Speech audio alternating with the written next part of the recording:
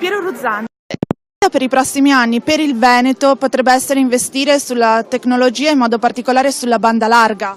Assolutamente sì, il Veneto è indietro rispetto ad altre regioni europee e anche ad altre regioni italiane. Dobbiamo recuperare il tempo perso. Per fare questo io credo si possa in qualche modo sviluppare una rete di imprese che saranno in grado nei prossimi anni di investire moltissimo sulla banda larga e servire tutti quei territori finora non serviti. Realizzare banda larga può significare grandi occasioni di lavoro se non concentriamo le ricchezze nelle mani di pochi, ma fare la banda larga significa creare occasioni di lavoro in particolar modo per i giovani.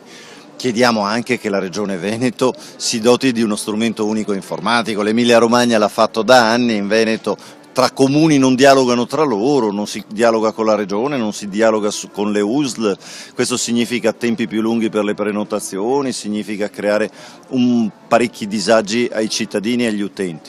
Pensiamo anche a un servizio civile digitale, cioè pensiamo che i giovani possano e debbano insegnare l'informatica alle persone anziane che ancora non sono in grado di utilizzarlo. C'è un analfabetismo informatico, dobbiamo colmare questo gap perché l'Italia del futuro e il Veneto del futuro passano attraverso anche questi servizi e queste reti fondamentali.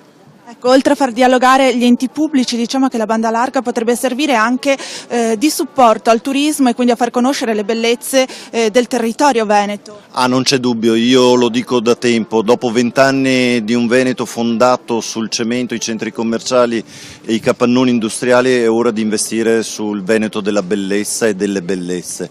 Credo che il turismo sia e possa rappresentare il nostro volano fondamentale, è evidente che la rete, se funziona, può garantirci quelle presenze turistiche che molto spesso passano attraverso le scelte che si fanno in rete, ma se il Veneto in rete non c'è, è evidente che i turisti andranno da qualche altra parte.